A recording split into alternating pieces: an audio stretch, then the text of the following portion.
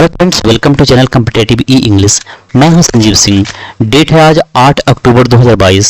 आज हम डिस्कस करेंगे, आज एक सेट को प्रैक्टिस करेंगे। 1 तारीख से लेकर 7 तारीख तक हमने जितने भी एडिटोरियल्स पढ़े हैं उसके आधार पे एक सेट तैयार किया गया है। वो बिल्कुल टीसीएस पैटर्न की तरह ही आपको लगेगा। मैं एक एक करके सारे क्वेश्चन को मैं दिखा दूंगा। सबसे पहले आप उसको खुद से ट्राई करेंगे, फिर मैं उसको डिटेल्ड एनालिसिस करूंगा। जैसे सारे ऑप्शन होंगे ना, सारे को मैं डिस्कस कर दूंगा। इस 25 क्वेश्चन में आपको 100 क्वेश्चन का फील आने वाला है। तो आप ये जरूरी बन जाता है कि आप जितने भी सप्ताह में पढ़े हैं उसको एक बार खुद से एनालाइज करें कि आप कितना इसको कर पा रहे हैं। और प्लीज सेशन को लाइक कर दीजिएगा, इसको शेयर भी कर दीजिएगा, ताकि मुझे मोटिवेशन मिले और मैं सैटरडे और संडे 2 दिन भी मतलब टेस्ट को अरेंज कर पाऊँ और इसको कंटिन्यू आपके एग्जाम तक कर दूं। मेरा ये प्लान है कि 2022 का जो एग्जाम है एसएससी सीजीएल वाला, तो उसके लिए मैं एकदम से द हिंदू, क्योंकि क्या है ना कि अब की बार जो सिलेबस पैटर्न चेंज हुआ है, न्यू सिलेबस है, उसमें ये दे रखा है कि अब जो क्वेश्चन आएंगे ना वो न्यूज़पेपर और एडिटोरियल से ही आएंगे। क्लियरली लिखा हुआ है। जरूरी बन जाता है कि डेली आप द हिंदू को फॉलो करें और उस पे आधारित जो मैं टेस्ट लाता हूँ उसको आप जरूर से जरूर पूरा करें उसको।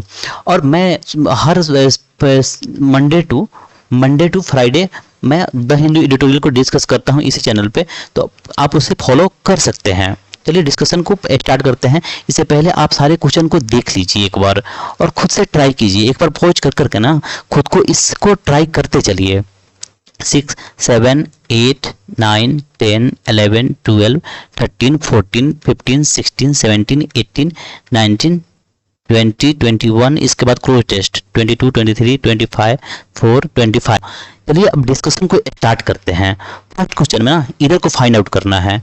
यहाँ पे आर्टिकल 200 ऑफ इंडियन कॉन्स्टिट्यूशन। सबसे पहले आप बताइए 200 किस चीज़ की करता है? ये क्या करता है? ये राज्यपाल के बारे में डिस्कस करेगा। राज्यपाल का जो अथॉरिटी होता है ना कि क्या कर सकता है उसके बारे में डिस्कस करता है। तो इंडियन कॉन्स्टिट्यूशन का 200 आर्टिकल क्या करता है? Provide certain option for governor to exercise when a bill reach him from the assembly. Assembly से जब बिल उनके पास जाती है तो उनके उसको लेकर उसको क्या कर सकते हैं, इस चीज के लिए कौन सा आर्टिकल है? 200। तो देखते हैं आर्टिकल 200 ऑफ कॉन्स्टिट्यूशन प्रोवाइड। ठीक है, आर्टिकल 200 एक की बात की रही है तो प्रोवाइड्स ही आएगा, ये सही है। सर्टेन ऑप्शन फॉर गवर्नर के लिए कुछ ऑप्शन देती है। ठीक है, to exercise when a bill reach him from the assembly. यहाँ पे अ बिल है ना, एक ही बिल है ना, तो अ बिल रीच या रीच से जब उनके पास कोई बिल पहुंचती है तो रीच होगा ना, रीचेज। क्या? रीचेज होगा। तो कौन से पार्ट में? सी पार्ट में इधर हो जाएगा। तो देख लीजिए आपका करेक्ट है या नहीं। और इसी तरह क्वेश्चन को खुद से पहले ट्राई कीजिएगा। नेक्स्ट में क्या करना है? वन वर्ड सब्स्टिट्यूशन है। The effect that something will have on something else in future. यानी कि आज जो काम कर रहे हैं उसका इफेक्ट फ्यूचर में दिखेगा। कोई भी बात बोल रहे हैं उसका इफेक्ट अगर फ्यूचर में दिखेगा तो उसके लिए कौन सा वर्ड यूज करते हैं? प्रॉक्सिमिटी मतलब होता है ना नज़दीकी। जब दो लोगों के बीच में या किसी भी गवर्नमेंट के बीच में क्या होता है ना, जब नज़दीकी बढ़ती है तो उसको कहते हैं प्रॉक्सिमिटी। प्रॉक्सिमिटी मतलब नज़दीकी। कॉम्प्लिकेशन मतलब जटिलता। ठीक है ना। पोर्टेंट भी होता है किसी भविष्य को ही जानकारी रखना, ठीक है ना, भविष्य के बारे में जानना को क्या कहेंगे? पोर्टेंट इल पोर्टेंट विल आते रहता है। और इम्प्लीकेशन यही वर्ड है जिसको आंसर देंगे। इम्प्लीकेशन का क्या मतलब होता है? इम्प्लीकेशन का 2 मतलब होता है। एक तो इम्प्लाई से बनता है, इम्प्लाई से जो बनता है ना उसका मतलब होता है आशय बताना। किसी चीज को बताने को क्या बोलते हैं? इम्प्लीकेशन, किसी जटिल चीजों को।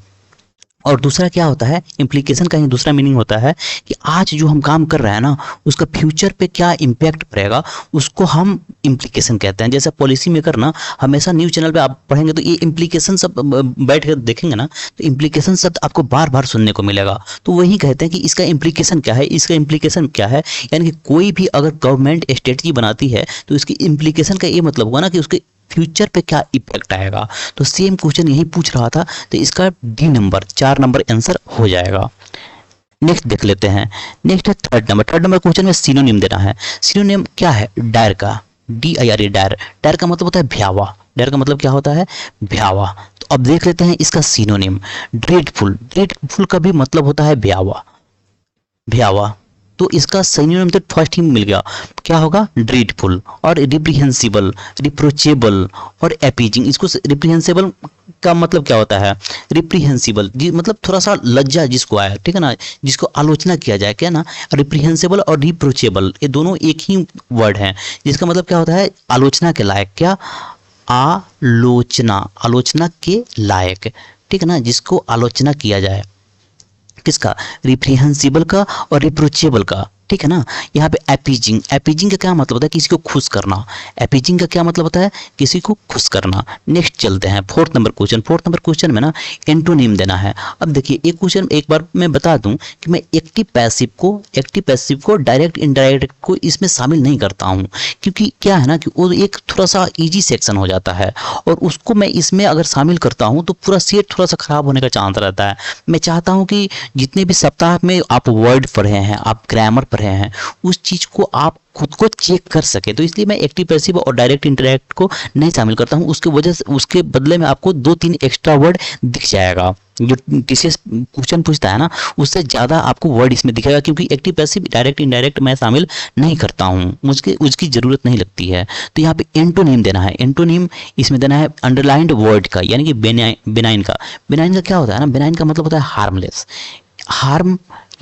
हार्मलेस। और ये बिनाइन हमेशा लगभग सेंस में BENIGN बिनाइन कैंसर के लिए आता है। बिनाइन कैंसर मतलब कुछ कैंसर होता है ना जो आपको हानि नहीं पहुंचाता है, वो बढ़ता तो है लेकिन आपको हानि नहीं पहुंचाएगा, उसको क्या कहते हैं हम, बिनाइन कैंसर। तो बिनाइन का मतलब क्या है, हार्मलेस है। तो देख लेते हैं कि उसका उल्टा क्या हो, जो हार्मफुल होगा, हार्मफुल इसका एंटो हो जाएगा, ठीक है ना, एंटो। तो हार्मफुल जैसा देख लेते हैं, हार्मलेस इसका साइनो हो जाएगा, ठीक है ना। यहाँ पे सैलोब्रियस, सैलोब्रियस का मतलब होता है हेल्थ गिविंग, है HEALTH, हेल्थ गिविंग, ठीक है ना, जो आपको स्वास्थ्य प्रदान करे। तो ये तो साइनो टाइप का दिखता है ना, साइनो टाइप का। यहाँ पे ब्लिस का मतलब होता है आनंदित, ठीक है ना, आनंदित। तो ये भी ब्लिस भी नहीं होगा तो क्या होगा, मैलिग्नेंट हो जाएगा। मैलिग्नेंट का मतलब क्या हो गया, मैलिग्नेंट मतलब जो हार्मफुल हो, और ये भी कैंसर के लिए ही आता है। या बिनाइन, BENIGN बिनाइन का एग्जैक्ट एंटो है MALIGNANT, मैलिग्नेंट। बिनाइन का यानी बिनाइन कैंसर, मैलिग्नेंट कैंसर, जो कैंसर आपको बहुत हार्मफुल, आपके लिए हार्मफुल है, उसको हम मैलिग्नेंट कैंसर कहते हैं, ठीक है। ये सारे के सारे एडजेक्टिव ही हैं, मैलिग्नेंट, बिनाइन, ठीक। तो ये क्या होंगे, मैलिग्नेंट, इसका साइनो एंटो हो जाएगा। नेक्स्ट डिस्कस करते हैं fifth number question. Which of the following word is correctly spelled देना है। ये ट्रेजेडी, हम क्या पढ़ते हैं ना, ट्रेजेडी पढ़ते हैं, तो इसलिए यह सही लगता है, लेकिन वर्ड होता है ट्रेजेडी। इसका प्रोनाउंसिएशन क्या होता है, ट्रेजेडी, TRAGED, ट्रेजेडी ई होता है, ठीक है ना। यहाँ पे असेसमेंट, असेसमेंट में क्या होगा, ASSESSMENT, SSESS होता है, तो यह गलत है, ठीक है ना, यह गलत है, बिल्कुल यह भी गलत है। यहाँ पे बेनिफिशियरी, तो बेनिफिशियरी में BENEFICIARY होता है, तो BENE होता है, ठीक है ना, तो यह भी गलत है। लायबिलिटीज देख लेते हैं, लायबिलिटीज LIABILITIES बिल्कुल सही है, लायबिलिटीज सही है। तो करेक्टली स्पेल्ड कौन था इसमें, लायबिलिटीज। इसका मतलब क्या होता है, दायित्व, या उसके लिए। और क्या, अगर इकोनॉमिक्स में बात करें ना, तो जो कर्ज आपको चुकाना रहता है ना, तो उसको हम लायबिलिटीज कहते हैं। क्या बोलते हैं, लायबिलिटीज, ठीक है ना, लायबिलिटीज बोलते हैं। नेक्स्ट देखते हैं 6 नंबर क्वेश्चन। 6 नंबर क्वेश्चन में आपको अरेंज करना है, क्या करना है, अरेंज करना है। देखिए अरेंजमेंट 2 तरीके से क्वेश्चन में एग्जाम में पूछ लिया जाता है। कैसे, एक तो क्या करेगा ना, एक ही सेंटेंस को तोड़ तोड़ के देगा आपको, उसी प्रकार का क्वेश्चन है ए। तो इसको करना थोड़ा सा इजी हो जाता है, लेकिन अगर अलग अलग सेंटेंस दे देता है ना, जिसको उसके मीनिंग के आधार पे उसको अरेंज करना रहता है, वो थोड़ा सा मुश्किल होता है। तो मैं दोनों तरीके के क्वेश्चन को इसमें इंक्लूड कर रहा हूँ। और मैं ना क्या करता हूँ ना कि इसका ना अरेंजमेंट का एक अलग से सेशन लेकर शायद संडे मंडे तक आऊँगा। मैं अलग अलग चीज़ों का, जैसे क्लोज टेस्ट का, अरेंजमेंट का, और जितने भी द हिंदू के वर्ड आपने पूरे सप्ताह में पढ़े हैं ना, इसका भी मैं संडे को यानी कि कल एक रिवाइज सीरीज लेकर आऊँगा, तो आप उसे भी प्लीज़ ज़रूर फॉलो करें। और फॉलो करने के लिए ज़रूरी है कि आप मेरे चैनल को प्लीज़ सब्सक्राइब कर लें। इस पे आपको बहुत अच्छे अच्छे कंटेंट देखने को मिलेगा। आप सब्सक्राइबर कम देख के आप इस चैनल को उस तरह से ना आके, आपको बहुत अच्छे अच्छे इसमें कंटेंट आपको मिलेंगे। आप इसके लिए अस्वस्थ हो सकते हैं। तो चलिए अब आते हैं इस पे। यहाँ पे सीकिंग है, तो सीकिंग से तो क्वेश्चन स्टार्ट होगा नहीं, तो ये तो से आएगा नहीं। तो यानी कि ये वाले जितने हैं ना, पहले उसको काट ही दीजिए, ठीक है ना। सीकिंग से अगर नहीं है, Delhi approach the Delhi high court, Delhi approach, यहाँ से भी सेंटेंस शुरुआत होते हुए दिख नहीं रहा है, तो मुझे लगता है यह भी कट जाएगा। आंसर तो 3 ही हो जाएगा, इससे पता चल ही जाता है। फिर भी एक बार पढ़ के देख लेते हैं। सी से क्या होगा, recently a single women residing in, कहाँ रिसाइड कर रही थी, दिल्ली में। सी के बाद बी दिख ही रहा है, approach the Delhi high court, Delhi high court को अप्रोच करती है, seeking permission to terminate her 22 week old pregnancy, 22 week का जो उनका प्रेगनेंसी है उसको वो टर्मिनेट करना चाहती थी। टर्मिनेट मतलब समाप्त करना चाहती थी, तो उसके लिए हाई कोर्ट में वह अपील की। तो एक आसान क्वेश्चन था, और सारे के सारे आपको क्या मिलेंगे कि इस सप्ताह पे जितने भी एडिटोरियल थे ना, जैसे अभी गवर्नमेंट एमपीटी रूल लेकर आई है ना, एमपीटी, तो उसी रूल पे आधारित ये क्वेश्चन है, जिसमें क्या है ना कि जो कुंवारी लड़की है वो 22 सप्ताह के बाद ही अपने जो प्रेगनेंसी है उसको टर्मिनेट कर सकती है, और जो शादीशुदा है, मैरिड वुमेन है, तो उसके लिए 24 सप्ताह का नया कानून पारित किया गया है। नेक्स्ट देख लेते हैं 7th number question. 7th number question में आपको एरर फाइंड आउट करना है, ठीक है ना, एरर फाइंड आउट करना है। द गवर्नर्स एक्शन, गवर्नर का जो एक्शन है of refusal could be stuck down as unconstitutional, ठीक है। स्टक डाउन, स्ट्राइक डाउन को सबसे पहले से स्ट्राइक समझिए, स्ट्राइक और स्टक, स्टिक, STIC, स्टिक, ठीक। स्टिक जब V2 में जाता है ना, V2 में, तो स्टक हो जाता है, स्टक, ठीक है। स्टक STUC के, और यह क्या होता है ना, यह होता है स्ट्राइक, स्ट्रक होता है यार V2 में, STRUC के स्ट्रक, और स्ट्राइकन STRIKEN, स्ट्राइकन, ठीक है। तो यहाँ पे किस चीज का सेंस आ रहा है, स्टक, स्टिक का क्या मतलब होता है, स्टिक टू रूल यानी कि पालन करना, यहाँ पे पालन करना। और स्ट्राइक मतलब ना किसी को मारना, स्ट्राइक मतलब मारना, जोर से मारना को स्ट्राइक आता है। स्ट्राइक डाउन का क्या मतलब होता है, स्ट्राइक डाउन, इसको समझिए। स्ट्राइक डाउन मतलब ना खारिज कर देना, किसी चीज को क्या कर देना, खारिज करना। तो स्ट्राइक डाउन मतलब खारिज करना।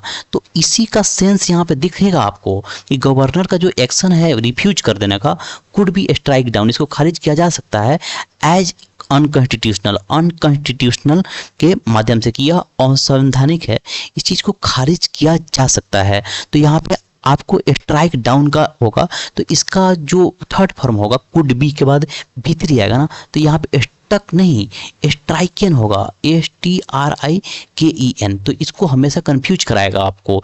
स्ट्राइक का आप V2 भीतरी देख लीजिएगा, और स्टिक का V2 भीतरी, या स्ट्रक ना V2 में थोड़ा कंफ्यूज करता है। स्ट्रक होगा तो किसका होगा, स्ट्राइकन, स्ट्राइक का, और स्टक होगा तो स्टिक का V2 होगा, ठीक है। तो यहाँ पे स्ट्राइकन डाउन हो जाएगा।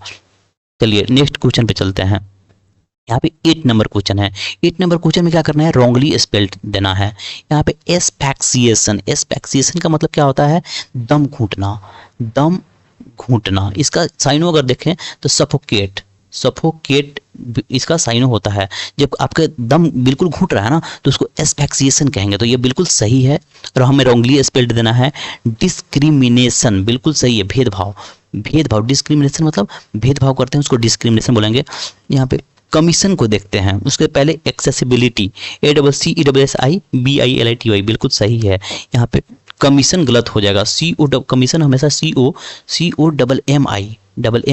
COMMISSION। मैं उसी क्वेश्चन को इंक्लूड करूंगा भाई, मैं बिल्कुल इसको डिफिकल्ट नहीं बनाता हूं, क्योंकि मैं जानता हूं कि TCS का क्या लेवल है, उसी लेवल का मैं क्वेश्चन को तैयार करने का कोशिश बिल्कुल करता हूँ, क्योंकि मुझे टीसीएस का लगभग बहुत दिनों से अनुभव है और एसएससी का पैटर्न, इन सब चीज़ों का बहुत अनुभव है। इसलिए मैं बेहतरीन क्वेश्चन आपके लिए लाने का पूरा प्रयास करता हूँ कि जिसमें आपको ज़्यादा से ज़्यादा, जैसे एक्सपेक्टेशन हमेशा पूछने का चांस रहता है, कमीशन का, इसको एस्पेल्ट में एक्सेसिबिलिटी का, तो इन सबको आप बिल्कुल याद ही कर लें जो भी मैं यहाँ पे दे रहा हूँ। तो यहाँ पे कौन सा हो जाएगा, कमीशन। कमीशन को COMMISSION लिखते हैं, ठीक।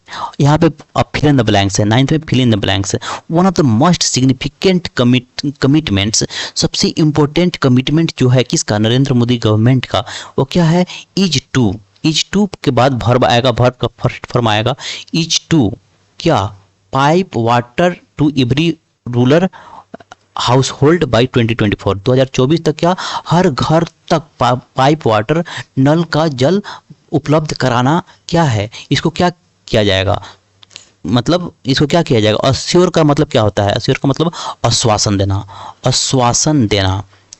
यहाँ पे इंश्योर का मतलब सुनिश्चित करना, ठीक है। और सेंश्योर का मतलब होता है आलोचना करना, स्टार मतलब बाधित करना। तो 2024 तक क्या ऐसा करने का गवर्नमेंट सुनिश्चित करेगी ना, आश्वासन तो नहीं देगी, क्योंकि गवर्नमेंट को वो करना है, वो पब्लिक के पास जाती तो आश्वासन देती, लेकिन गवर्नमेंट को क्या करना है, सुनिश्चित करना है, तो वो इंश्योर हो जाएगा। इंश्योर से आलोचना नहीं करेगी, बाधित नहीं करेगी, क्या करेगी, इंश्योर करेगी, सुनिश्चित करेगी कि गवर्नमेंट कि हम 2024 तक आपको वाटर पहुंचाएंगे हर घर तक। यहाँ पर रीअरेंज करना है। सी इज, यहाँ पे सी से है, सी क्या है ना, प्रोनाउन से आप अवॉइड करें, प्रोनाउन से स्टार्ट नहीं होता है। मिसेज गांधी, अब मिसेज गांधी आया ना तो यहाँ से हो सकता है, लेकिन मिसेज गांधी क्यों, कौन सी मिसेज गांधी, यहाँ पे यानी कि गांधी की बात कहीं की गई होगी, जो इनका पूरा नाम होगा। जब भी शॉर्टकट नेम आता है ना तो आप उसको अवॉइड करें, क्योंकि पूरा नाम कहीं दिया हुआ रहता है। सी देख लेते हैं, सी में क्या है ना कि व्हिच से कैसे सेंटेंस स्टार्ट होगा, ठीक। अब देखते हैं डी, कांग्रेस प्रेसिडेंट सोनिया गांधी। अब यहाँ पे आपको नाम भी दिख रहा है, कांग्रेस प्रेसिडेंट से स्टार्ट हो रहा है, तो सीधी सी बात है डी से चीजें स्टार्ट होंगी। तो हम बी को और 1 को ऐसे ही काट देंगे और डी से हम चीजों को देखेंगे कि कौन सा होगा। अब इसके बाद Congress president Sonia Gandhi arrive in Mysore on Monday को वो पहुंचती है कहाँ पे, मैसूर में, ठीक। उसके बाद विच विल रिज्यूम, तो यहाँ पे ऐसा नहीं है, ये नहीं होगा। मिसेज गांधी विल स्पेंड, ये हो सकता है। सी इज शेड्यूल्ड टू, ये दोनों हो सकता है। अब देख लेते हैं, ए है तो अब ए के साथ ही जाएंगे, अगर कि जो बचा हुआ है उसी के साथ जाएंगे ना, यानी कि उसके बाद ए ही होगा। क्या होगा, C is scheduled to participate in Bharat Jodo Yatra on 6 अक्टूबर, यानी कि राहुल गांधी की जो भारत जोड़ो यात्रा चल रही है ना उसको ये ज्वाइन करेंगी मैसूर में 6 अक्टूबर को, ठीक। उसके बाद देख लेते हैं सीबी होगा या बीसी होगा। Mrs Gandhi will spend 2 days at the reserve in Kabini near Mysore before participating in the yatra which will resume. अब ये जो यात्रा है ना ये फिर से रिज्यूम हो जाएगा, तो विच किसके लिए आएगा, यात्रा के लिए आएगा ना। तो यहाँ के बी के बाद सी देखने का चांस मिल रहा है, बी के बाद सी मिलेगा तो 4 नंबर हो जाएगा। विच किसके लिए आएगा, यात्रा को। तो इस तरह से आप चीज़ों को पकड़ें, ठीक है ना, कि ये कांग्रेस प्रेसिडेंट सोनिया गांधी जा रही हैं मैसूर में। उसके बाद क्या है कि उनकी कितनी से क्या है कि उस शेड्यूल्ड है कि 6 अक्टूबर को वो भारत जोड़ो यात्रा में पार्टिसिपेट करेंगी। उसके बाद वह 2 डे स्पेंड करेंगी उस यात्रा में और फिर उसके बाद वो यात्रा वहाँ से रिज्यूम हो जाएगा। तो इसका आंसर कौन सा हो जाएगा, 4 नंबर। 11 नंबर को डिस्कस कर लेते हैं। 11 नंबर क्या है, fill in the blanks. It is relatively easier, या उस मतलब रिलेटिवली थोड़ा सा आसान है टू डिफाइन, यह डिफाइन करना या परिभाषित करना, ए सेट ऑफ बेंचमार्क, एक लेवल को तय करना ये थोड़ा आसान है। एंड मेडल्स ऑन अचीवर्स, यानी कि जो जीतते हैं लोग, जो अचीवर्स हैं उनको पे मेडल को क्या करना, मेडल को अवार्ड करना। क्या, तो अवार्ड मेडल होता है लेकिन यहाँ पे ऑन है तो ये अवार्ड ऑन नहीं होता है, अवार्ड के बाद कोई प्रीपोजिशन नहीं लगता है। क्या होता है, कन्फर ऑन होता है, कन्फर ऑन, किसी को मेडल से सम्मानित करना को कन्फर ऑन कहते हैं। तो ऑन की वजह से क्या हो जाएगा, यहाँ पे कन्फर हो जाएगा। अब कन्फर होगा या कन्फर्स होगा, it is relatively easier to. अब यहाँ पे टू आ गया ना तो इसके बाद डिफाइन, जो भी वर्ब आएगा वो V1 में ही आएगा, ठीक है। तो V1 में टू के बाद V1 कौन सा होगा, कन्फर होगा, कन्फर्स नहीं होगा, टू के बाद V1 तो कन्फर होगा। बैग, कोई पर्सन अगर किसी अवार्ड को लेता है ना तो उस वहाँ पे कहते हैं बैग अवार्ड, ठीक है ना, आई बैग्ड अवार्ड, ऐसे कहेंगे आई BAGGED बैग्ड अवार्ड, ऐसे बोलेंगे। तो बैग कोई पर्सन लेता है तो किसी को दिया जाता है तो वहाँ पे बैग नहीं लगता है। नेक्स्ट देखते हैं 12 नंबर क्वेश्चन। 12 नंबर में जो पार्ट है उसको इम्प्रूव करना है, हाईलाइटेड पार्ट को इम्प्रूव करना है। ऑलमोस्ट एवरी नोबल लेवरेट्स, मतलब जो लेवरेट किसको बोलते हैं, जो नोबेल विजेता होते हैं। अभी नोबेल पुरस्कार दिया जा रहा है ना, उसी से लिया गया है।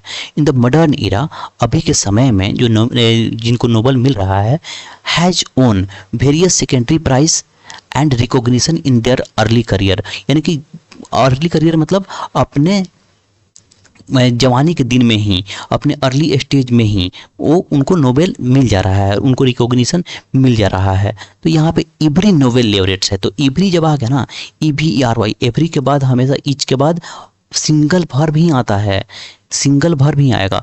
तो हैज सही है। और हैज के बाद V3, तो यहाँ पे हैज के बाद यहाँ पे V1 दिया है, नहीं होगा। हैव नहीं आएगा, इवरी के बाद हैव नहीं आएगा, ए भी नहीं, बी भी नहीं। हैव विन, यहाँ पे हैव भी नहीं आएगा, विन भी नहीं आएगा। क्या आएगा, नो इम्प्रूवमेंट। क्यों, क्योंकि हैज ओन सही है, यहाँ पे सिंगल प्लस V3 दे रखा है, तो ये बिल्कुल सही है। नेक्स्ट डिस्कस करते हैं। यहाँ पे ओमिट का आपको क्या देना है, साइनो देना है। ओमिट मतलब होता है ना किसी चीज़ को मिटा देना, ठीक है ना, उसको OMISSION, ओमिशन इसका नाउन हो जाता है। ओमिट वर्ब है, तो मिटाना का क्या हो जाएगा, वाइप आउट, किसी चीज़ों को मिटाना को वाइप आउट, तो सिनोनिम इसका क्या हो जाएगा, वाइप आउट। फिर मतलब भरना किसी चीज़ को। जक्स्टापोज, जक्स्टापोज का मतलब होता है ना किसी चीज़ को सजा के रखना, एक के बगल में एक रखना, सजा के एक के बगल में एक को रखने को क्या बोलेंगे, जक्स्टापोज। इसको लिखते चलिएगा। स्टम्बल, स्टम्बल मतलब ना लड़खड़ाना, खड़ाना, स्टम्बल करना, इसको टम्बल भी हो जाता है, TUMBLE, टम्बल करना, स्टम्बल करना। उसको फाल्टर करना भी कहते हैं, क्या कहेंगे, FALTER, फाल्टर, FALTER, फाल्टर करना, या प्लमेट, PLUMMET, जब मार्केट के सेंस में आता है, जब भी मार्केट गिरती है ना तो उसको प्लमेट करना, फाल्टर कर जाना, या टम्बल या स्टम्बल कर जाना, इसका होता है। तो इन सबको आप लिखते चलिएगा। नेक्स्ट देखते हैं फेज आउट। फेज आउट का मतलब क्या होता है, सबसे पहले फेज आउट को समझिए। किसी कोई भी प्रोसेस से हम बाहर निकलने की प्रक्रिया कर रहे हैं ना तो उसको हम कहेंगे फेज आउट। ये कहाँ से लिया गया है, जब भी अब इंडिया क्या है ना कि M17, आप याद कीजिए मैं इसको डिस्कस किया था, M17 जो हेलीकॉप्टर है ना रसिया के द्वारा, तो इसको हम फेज आउट कर रहे हैं, इसको प्रोसेस से बाहर निकाल रहे हैं और अपना खुद का स्वदेशी अब हेलीकॉप्टर को तैयार किया जा रहा है। तो हम MI-17 को फेज आउट यानी कि उसको प्रोसेस से बाहर कर रहे हैं। तो प्रोसेस से बाहर करने का इसको सिनोनिम देना है, इस फ्रेज का मीनिंग देना है, या फ्रेजल वर्ब पूछा गया है। तो क्या होगा, एग्जिट, बाहर निकालना। यहाँ पे फेज ना, फेज देख के थोड़ा सा लाइट कट ये सब का सेंस आएगा, इसको थोड़ा सा कंफ्यूज करने के लिए दिया हूँ। तो क्या होगा, बाहर निकलना, लाइट कट नहीं होगा, शट डाउन नहीं होगा, सरेंडर नहीं होगा। नेक्स्ट देखते हैं रूल आउट, फिर से फ्रेजल वर्ब। रूल आउट का मतलब क्या हो गया, खारिज कर देना। क्या हो गया, खारिज, खारिज इस तरह होता है, खारिज करना। इसका क्या हो जाएगा, एब्रोगेट, साइनो, एब्रोगेट कर देना, रिपील कर देना, रिपील कर देना, रिजेक्ट कर देना, इन सब ये सब साइनो हो जाता है। तो इस तरह का वर्ड आपको दिख रहा है क्या, तो रिपील, रिपील का मतलब क्या होता है, खारिज करना किसी चीज़ को। रिपील मतलब रिजेक्ट, रिपील और रिजेक्ट करके याद रखिएगा, रिपील रिजेक्ट, रिपील रिजेक्ट ऐसे। तो पास कर देना, इसका तो एंटो हो जाएगा, अलाउ कर देना एंटो हो जाएगा। रिसरेक्ट, रिसरेक्ट का मतलब होता है पुनः जीवित करना, रिसरेक्ट का मतलब पुनः जीवित करना को क्या कहेंगे, रिसरेक्ट कर रहे हैं, ठीक है ना। नेक्स्ट डिस्कस करते हैं रिलेवेंट। रिलेवेंट का मतलब क्या होता है, इसका एंटोनिम देना है। रिलेवेंट मतलब होता है प्रासंगिक, प्रासंगिक, प्रासंगिक का क्या मतलब, जो बिल्कुल रिलेटेड हो, RELATED, बिल्कुल रिलेटेड हो तो उसको क्या कहेंगे, रिलेवेंट है। तो इसका एंटोनिम क्या हो जाएगा, जो related, not related, not related का कोई वर्ड आएगा, ठीक है। जैसे यहाँ पे मंडेन, मंडेन का मतलब होता है संसारिक, साधारण, संसारिक, संसारिक। और जो चीज़ संसारिक है वो साधारण ही होगा ना, कॉमन ही होगा ना, कॉमन कहेंगे या साधारण कहेंगे, तो उसको संसारिक या कॉमन कहते हैं। एक्जिलरेशन, एक्जिलरेशन का मतलब होता है प्रसन्न, पर्सन, ठीक है ना, एक्जिलेशन मतलब पर्सन। और यहाँ पे रिलेटेड, तो रिलेटेड नहीं नॉट रिलेटेड, यह तो इसका एंटो हो जाएगा, सॉरी साइनो हो जाएगा, रिलेटेड साइनो हो जाएगा। तो इमैटेरियल, इमैटेरियल का क्या मतलब होता है, जो रिलेट नहीं करे, जो उस चीज से प्रसंग नहीं रखे, तो उसको क्या कहेंगे, इमैटेरियल। इस वर्ड को लिख लीजिएगा ठीक से, उसको क्या मतलब हो जाएगा, नॉट रिलेटेड, ठीक है ना। इमैटेरियल जो रिलेट नहीं करे उसको क्या कहेंगे, इमैटेरियल।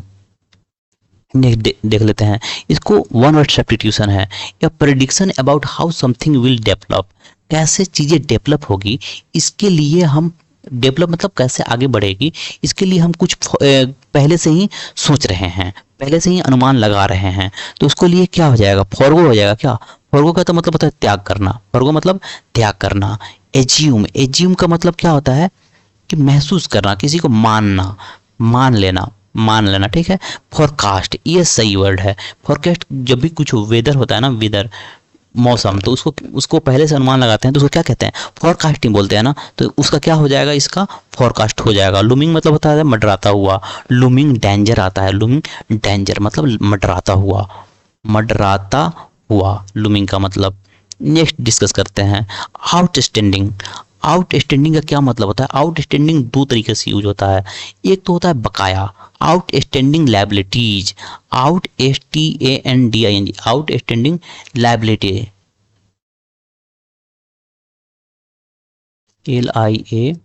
LIABILITIS, आउटस्टैंडिंग लायबिलिटीज मतलब बकाया, जो भी आपको बकाया देना है ना, उसके लिए आउटस्टैंडिंग आता है। एक आउटस्टैंडिंग परफॉर्मेंस के लिए आता है, कि बहुत शानदार अगर परफॉर्मेंस कर रहे हैं ना, तो उसके लिए आप क्या आएगा, आउटस्टैंडिंग कहा जाता है ना, आउटस्टैंडिंग परफॉर्मेंस था।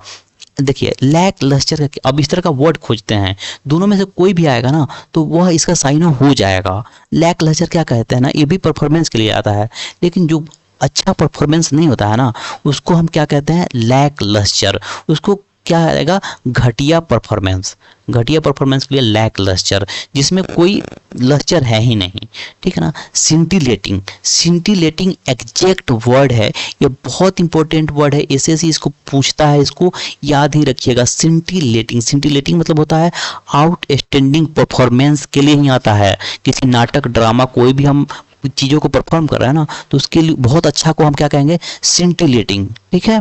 तो इसका साइनोनिम देना है, तो साइनोनिम सिंटिलेटिंग ही होगा।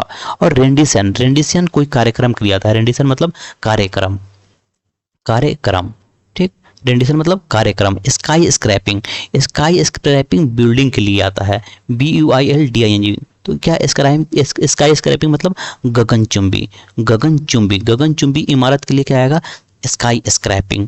नेक्स्ट डिस्कस करते हैं इंप्रूव द हाइलाइटेड पार्ट, इसको इंप्रूव करना है। कंट्रारी टू मतलब के विपरीत, किसके विपरीत, प्रधानमंत्री नरेंद्र मोदी के विजन के विपरीत फीवर अवार्ड में actually miss many more promising talent, यानी कि जो अवार्ड है फीवर न के बराबर अवार्ड में एक्चुअली मिस, यानी कि लगभग कोई भी अवार्ड मिस नहीं करेगा प्रोमिसिंग टैलेंट को, यानी कि जो जो भी एक्चुअल लोग हैं उनको मिलेगा अवार्ड। तो अब इम्प्रूव करते हैं, तो prime minister Modi, prime ministers vision, prime minister vision नहीं, प्राइम मिनिस्टर्स विजन। अब देखिए प्राइम मिनिस्टर एक है ना, यह कब लाते हैं प्राइम मिनिस्टर्स, जब ज़्यादा लोग हों, ठीक है ना। केवल मिनिस्टर्स को अगर दर्शाते हैं मिनिस्टर्स, और ज़्यादा मिनिस्टर होते तो यहाँ इस तरह लगाते हैं, लेकिन प्राइम मिनिस्टर तो कहीं एक ही होता है ना, तो एक नंबर नहीं होगा। प्राइम मिनिस्टर्स विजन्स नहीं, विजन किसी आदमी का एक ही होगा ना, तो सेकंड भी नहीं होगा, प्राइम मिनिस्टर्स विजन यह हो जाएगा, prime ministers vision, prime ministers vision, यह तो बिल्कुल गलत है। तो प्राइम मिनिस्टर मोदी का विजन का क्या होगा, प्राइम मिनिस्टर्स विजन, तो सी नंबर आंसर करेक्ट हो जाएगा। 20 नंबर देख सकते हैं। अब एब्सटेंशन मतलब क्या हो जाएगा, एब्सटेन से बना है, ABSTAIN, एब्सटेन मतलब ना किसी चीज़ से दूर रहना, हमेशा लगभग शराब के लिए आता है, या एब्सटेन फ्रॉम क्या कहते हैं अल्कोहल, और ये हमेशा प्रीपोजिशन फ्रॉम लेता है, एब्सटेन फ्रॉम। तो क्या होगा, इसका एंटोनिम देना है, एंटोनिम देना है तो क्या कैसा वर्ड आएगा कि किसी के पास जाना, ठीक, किसी के पास जाना। तो यहाँ पे एंटोनिम नहीं साइनोनिम कर लीजिए, साइनोनिम देना है, साइनोनिम। तो साइनोनिम एब्सटेंशन मतलब किसी से दूर जाना, तो उसको क्या बोलेंगे, एवॉइडेंस। सॉरी यहाँ पे एंटोनिम नहीं साइनोनिम था। यहाँ पे निगेट करना, निगेट करना नहीं होगा, इसका साइनो ज्वाइन करना नहीं होगा, क्या होगा, रेकॉन। रेकॉन मतलब किसी चीज़ को विचार करना, रेकॉन मतलब विचार करना, तो विचार करना भी इसका साइनो नहीं होगा, क्या हो जाएगा, एवॉइडेंस। किसी चीज़ को अवॉइड कर रहे हैं तो उसको एब्सटेंशन कहते हैं। नेक्स्ट अब चलिए क्लोज टेस्ट को डिस्कस करते हैं। यहाँ पे जो थी नरेंद्र मोदी का जो मतलब पूरे रूरल हाउस होल्ड तक जल पहुंचाने वाला जो आर्टिकल था ना, एडिटोरियल था, उससे मैं इसको लिया हूँ और ये बहुत अच्छा क्लोज टेस्ट है, इसको बिल्कुल ट्राई पहले कर लीजिएगा, फिर मैं इसको डिस्कस करता हूँ। One of the must commitments, कैसा कमिटमेंट्स है, एडवर्टेंट। एडवर्टेंट मतलब होता है जानबूझकर, तो एडवर्टेंट होगा क्या, एडवर्टेंट नहीं होगा। सफिशिएंट, सफिशिएंट कमिटमेंट होता है क्या कोई, तो सफिशिएंट भी नहीं होगा। सिग्निफिकेंट कमिटमेंट यानी कि महत्वपूर्ण कमिटमेंट है तो वहाँ पे सिग्निफिकेंट हो जाएगा। डिक्रीमेंट मतलब होता है घटना किसी चीज़ का, तो कोई चीज़ कमिटमेंट करेगा तो घटता हुआ कमिटमेंट क्यों करेगा, तो one of the most significant commitment. ये बहुत आसान था, उम्मीद है आपका सही होगा। और Narendra Modi each to ensure, अब देखिए ईच टू, नेक्स्ट देख लेते हैं, each to ensure pipe water to every household by 2025, 2025 तक हर रूरल ग्रामीण घरों में पाइप वाटर पहुंचना चाहिए। अंडर द जल जीवन मिशन, जल जीवन मिशन के तहत led by department of drinking water and sanitation, drinking water and sanitation जो मिनिस्ट्री है उसके द्वारा यह लीडरशिप में चलाया जाता है। 10.2 करोड़, अब उसके अनुसार क्या है कि 10.2 crore rural house hold, about 53% of the क्या, ऑफ द कैसा पॉपुलेशन, ऑफ द एडोरेबल प्रशंसनीय पॉपुलेशन, नहीं बिल्कुल नहीं, नॉमिनल पॉपुलेशन तो नहीं होगा। अब एलिजिबल या एलिजिबिलिटी देख लेते हैं, मतलब योग्य पॉपुलेशन, तो यहाँ पे एलिजिबिलिटी तो नाउन हो गया, अब पॉपुलेशन अगर नाउन है तो इसको नाउन क्वालिफाई थोड़े करेगा, एडजेक्टिव करेगा, तो BLE जो होते हैं ना लास्ट में वो एडजेक्टिव होते हैं, तो एलिजिबल पॉपुलेशन हो जाएगा, जो भी योग्य पॉपुलेशन है उनका। Now have tap water access, अब उनके पास टैप वाटर का पहुँच है। दिस द गवर्नमेंट क्लेम, ऐसा गवर्नमेंट क्लेम करती है, दावा करती है, इज अ 37%, यह कितना है, 37% है, point rise from 2019 when the scheme was, मतलब 2019 में जब यह स्कीम आया था तो उससे अभी हम कितना परसेंट राइज किए हैं, 37% राइज किए हैं। तो कब, मतलब 2019 में क्या हुआ था, इसका इम्प्लीमेंट किया गया था, लागू कर दिया गया था, या इम्प्लीमेंट वाज अगर है ना तो इसके बाद हमेशा क्या आएगा, V3 आएगा, V1 तो पहले ही हट जाएगा, तो इम्प्लीमेंट या अनाउंस इसको तो पहले ही हटा देंगे, तो यह V3 में है, यह भी V3 में है, तो उसको अनाउंस किया गया था कि उसी समय लागू कर दिया गया था। 2019 में सबसे पहले इस चीज़ को लागू नहीं कर दिया गया था, इसको अनाउंस किया गया था। सबसे पहले कोई चीज़ अनाउंस किया जाएगा ना, तो 2019 में जब इस चीज़ों को अनाउंस किया गया था उससे अभी हम 37% राइज पे हैं, 37% राइज पे हैं, तो क्या होगा, उस समय अनाउंस किया गया था। ठीक है, नेक्स्ट देखते हैं, तो उस समय अगर अनाउंस कर दिया गया था, where it's stated aim is to ensure at least 55 litre per person per day of portable water, पीने योग्य पानी कितना कि पर पर्सन के पास 55 लीटर होना चाहिए पर डे। ठीक है, ऐसा कहा गया था, to every rural household, हर ग्रामीण परिवार में। ठीक है, विच इम्प्लाई, यह क्या बताता है, अब मेयर मतलब only connection does not suffice, कि केवल कनेक्शन आप दे रहे हैं ना वो सफिशियंट नहीं है। ठीक है, वह सफिशिएंट नहीं है। द गवर्नमेंट कमीशंस, गवर्नमेंट का जो कमीशन है, एनुअल सर्वे, गवर्नमेंट का एनुअल सर्वे क्या कहता है, टू इवेलुएट द, गवर्नमेंट का जो अपना बॉडी है उसको कमीशन है, वह क्या करेगी, स्कीम के फेलियर को देखेगी, स्कीम के फेलियर को देखेगी, उसके पराजय को देखेगी, डिफिकल्ट मतलब पराजय, उसके पराजय को देखेगी या उसके सक्सेस को देखेगी, तो वो देखेगी कि इसका क्या इफेक्टिवनेस है, क्या चीज़ है, तो फेलियर डिफिकल्ट नहीं होगा, उसके सक्सेस को देखेगी, तो सक्सेस नाउन है, सक्सेसफुल एडजेक्टिव है।